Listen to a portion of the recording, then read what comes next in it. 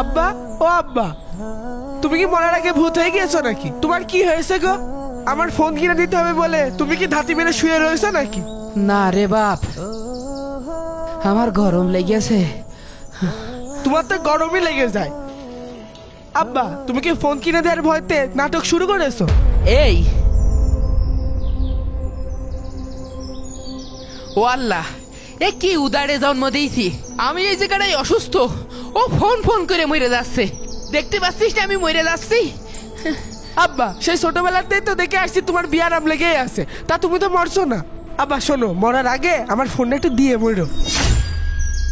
আরে আমার কপাল, আমার এই ছেলেটার আমি কি করে বুঝাই যে এর আমি কতটা ভালোবাসি। তোর মা মরে গিয়ে তো বাইসেছে, তোর দিয়ে গেছে আমার ঘরের পারে। তোর ছোটবেলায় মাদ্রাসায় ভর্তি করলাম, তুই সেখানে পড়লি নে, কলি যে স্কুলে ভর্তি হবি। তোর আমি নিয়ে যাই স্কুলে ভর্তি করলাম, পড়লি নে, কলি যে কাজ করবি। প্রথমে যে ভাটাই কাজ করলি, তারপর যে রাজমিস্ত্রিতে কাজ করলি, এখন আবার কারেন্ট মিস্ত্রির কাজ করছিস। একদিন কাজ করিস তো 5 দিন কাজ করিস নে, তাহলে তোর আমি টাচ ফোন কি করে কিনে দেবো? আব্বা, তুমি তো আমার জন্ম দিয়েছো, তা তো আমি বুঝলাম, কিন্তু জন্মবাধার কি দিয়েছো আমার একটু বুঝাও দিনি। ওই রহিম কাকার ছেলে দেখো, ভাটাই কাজ করে দামি মোটরসাইকেল চালাচ্ছে, ফোন চালাচ্ছে, আর তুমি আমার কি দিয়েছো? আমার কাছে তো কিছুই নেই আব্বা। আমি তোর কিছু দিইনি না। কি দিয়েছো তুমি আমার? ওরে তোর তো কপাল হাসড়িয়ে নি।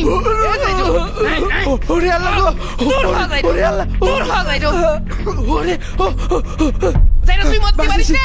আল্লাহ। তোর টাচ ফোন লাগবে, আমি মরে যাচ্ছি, তোর টাচ ফোন লাগবে না। বাবলু ভাই, আপনি এই ঝড় বৃষ্টির মধ্যে এই ভর গ্রামে আসলেন কি জন্য? কোন দিনই? আরে 15 দিন আগে একটা গাছ লাগাইছি, সে গাছের ফল এখনো পালাম না। মাঠের মধ্যে তো আমি কোনো গাছ দেখছি না। এই, আমি কিসের ব্যবসা করি তুই জানিস না? আরে আকিবির 15 দিন আগে আমি টাকা দিয়েছি, গাছটা যে লাগালাম ফলটাও দেবে না। 15 দিনের মধ্যে একটা টাকাও পালাম না। চল ওই দাওর বাড়ি। আচ্ছা তাহলে চলেন। এই, আকিব ভাই, উঠতে পারো। আরে বাবলু ভাই, আপনি এই ঝড় তুফানের ভিতরে আমার বাড়ি? তোর জন্যই তো আমার ঝড় তুফানের মধ্যে আসা লাগলো। তোর যে 15 দিন আগে টাকা দিয়েছি, তোর সাথে কি কথা ছিল আমার? আমি যে গাছটা লাগালাম সে ফল তো আমি একদিনও খাতে পারলাম না। তুই আমার সাথে একদিনও দেখা করেছিস? ভাই, আপনি এই সামান্য টাকার জন্যই এই ঝড় তুফানের মধ্যে চলে আসলেন। আপনি কি নিষ্ঠুর মানুষ। ও, এখন তোমার এই কথা মনে হচ্ছে? যখন তোমার উপকার করিলাম তখন তোমার এই কথা মনে হইল না, না? বাবলু ভাই, আপনার কাছ থেকে 20,000 টাকা নেওয়ার পর থেকে ভাই আমার কোনোভাবে অভাব কাটছে না ভাই। ভাই সে ধান লাগাইলাম, বৃষ্টিতে ধান ভাইসে গিয়েছে ভাই। আবার এই কিছু টাকা ঘরে দিলাম ভাই, ঘরটার অবস্থা দেখেন ভাই, ঘরটা ঠিকঠাক করতে পারিনি, অমনি বৃষ্টি শুরু হয়ে গেছে ভাই। আবার এর মধ্যে দিন রাত ছোট ছেলেটা টাচ মোবাইলই কথা কয় ভাই। ভাই আমি তো কাজ করতে পারছি না, ধান বিক্রি করতে না পারলে আপনার টাকাটা কিভাবে দেবো ভাই? ভাই আমার 10টা দিন আরো সময় দেন ভাই।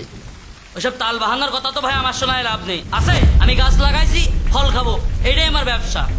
ভাই, আপনি আমার একবার পারমিশন দেন খালি।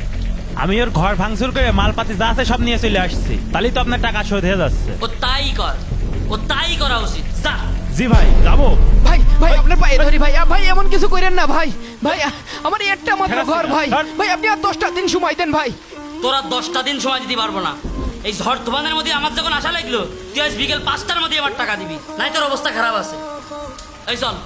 চলেন ভাই, চলেন। ভাই আল্লাহ, 20,000 টাকা সুদে নিয়ে কি বিপদে বললাম। আল্লাহ, কি বিপদে বললাম। মানুষের টাকা পয়সা দিয়ে উপকার করে মানুষের পিছনে ঘুরতে ঘুরতে পা সুতো ছিঁড়ে গেল।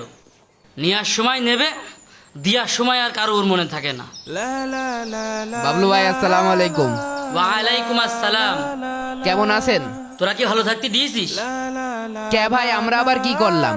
তোর টাকা দিলাম 20,000, 16 দিন হয়ে গেল, আমি কি ফল খাতে পারিছি? দুঃখের কথা কি আর কব ভাই, আপনার কাছ থেকে 20,000 টাকা সুদে নিয়ে জীবনে যদি কোনো ভুল করে থাকি, তাই এইটাই ছিল সবচেয়ে বড় ভুল। টাকা নেওয়ার সময় মুখটা ছিল চাঁদের মতো উজ্জ্বল, আর দেওয়ার সময় মুখটা কালো। নেওয়ার সময় হই হই আর দেওয়ার সময় খই খই, না? যাই হোক ভাই, যা নিছি। এই যে আপনার 15 দিনের লাভের টাকা, এই যে ফল 3,000 টাকা। কালকে যে ঝড় তুফানের মধ্যে তোর বাড়ির পর গেলাম, এক গ্লাস পানিও তো খাতি দিলি না। খুব তো নাকে কানলি যে ভাই 10 দিনের মধ্যে টাকা দিতে পারবো না নে। এখন একদিনের মধ্যে টাকা কমতে নিয়ে আসলি, তুই তো খুব সিটার রে। না ভাই, আমি চিটার না। টাকাটা যে কিভাবে ম্যানেজ করলাম শুনবেন? শোনেন। শোন, টাকা তোরা আমি 5,000 দিচ্ছি, ঠিক আছে, কোনো সমস্যা নেই, কিন্তু একটা শর্ত আছে। কি শর্ত? অন্যান্যরা সবাই 1020 টাকা করে নেয়, কিন্তু আমি এখন তোরা নগদ দিচ্ছি, আমারও 40 টাকা করে দেওয়া লাগবে। কি বলেন ভাই, এটা বেশি বেশি হয়ে যাচ্ছে। কিস্তিতে টাকা নিলে 1010 টাকা নাই, বাবলু ভাইয়ের কাছ থেকে টাকা নিয়েছি 1020 টাকা নাই, 40 টাকা। এইটা মানবিকতা হয়ে যায়। দূর। ঠিক আছে, তাহলে তোর টাকা নেওয়া লাগবে না, যা যা অন্য জায়গায় যা। ভাই ভাই দেন 1040 টাকাই দিবানে দেন। আচ্ছা ঠিক আছে, দেখ গুনে দেখ। 5000 আছে না? হ্যাঁ। তাহলে আর গুনছি নে। কি রে, আজকে এটা দিয়ে যা। হ্যাঁ, আজকেটাও দেওয়া লাগবে। বাবলু ভাইয়ের কাছ থেকে নিলাম, বাবলু ভাই তো আজকেটা নিল না, কালকে নেবেন আপনি। আমিও সব বাবলু টাবলু বুঝি না, আমারটা আমারে দিয়ে যা আজকে। তাহলে 5000 কত আছে? 200 টাকা আছে। হ্যাঁ। এই নেন আপনার 200 টাকা। আচ্ছা ঠিক আছে। 5000 টাকা নীতি এসে নিয়ে 200 টাকা দিয়ে যাওয়া লাগলো। এই শালা সুদে টাকা যে কিডা আবিষ্কার করিল, খুব উপকার হচ্ছে। যাই বাবলু ভাইয়ের টাকাটা দিয়ে আসি। এবার আপনি বুঝতে পেরেছেন, এক সুদ করে টাকা শোধ করতে না পেরে আমি আর এক সুদ করে কাছ থেকে সুদে টাকা নিলাম। ঠিক আছে, এই এখন তো কিন্তু প্রতিদিনের টাকা প্রতিদিন দিস, নাই কিন্তু আমার সে খারাপ কেউ হবে না নে। ওই দিন হুজুর ঠিক কথাই কইল, ওই 200 টাকা সুদ আজকে আমার জন্য কাল হয়ে দাঁড়িয়েছে। তাই আপনাদের করছি, আপনারা কেউ আমার মতন সুদে টাকা নিয়ে ভুল কাজ করেন না, জীবন সব শেষ হয়ে যাবে।